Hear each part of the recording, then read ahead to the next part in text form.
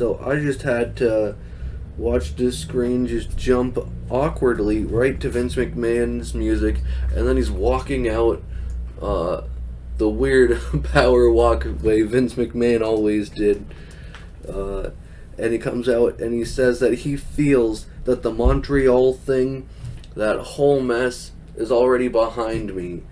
And then he tries to skip past that by saying, next week, the special guest is the Iron Man, Mike Tyson. And he starts hyping up how awesome Mike Tyson is and listing his accomplishments.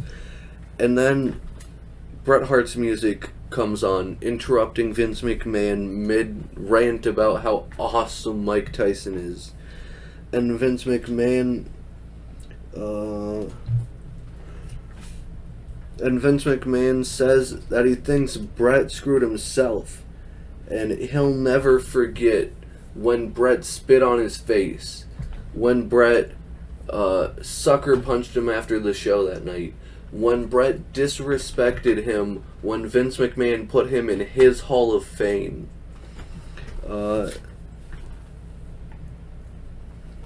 And Vince kept saying, like, I don't want to patronize you. I don't want this to become a thing. I do want this to be behind us. But I just have to tell you, I think you screwed yourself that night. I don't think that I screwed you. I think your reaction screwed you. But Vince kept saying that he hopes Bret's gonna say he's sorry.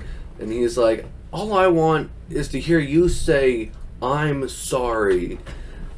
And Bret's like, I want this to be behind me too, but what you're saying is not what's going to happen.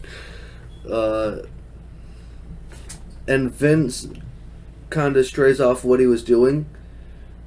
And he says Bret would, well, I need to stop stuttering.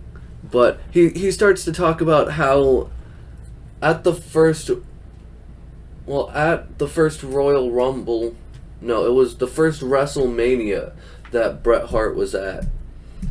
He believed that Bret Hart was going to be a star. That he knew that at that, I guess he said he was in a battle royal.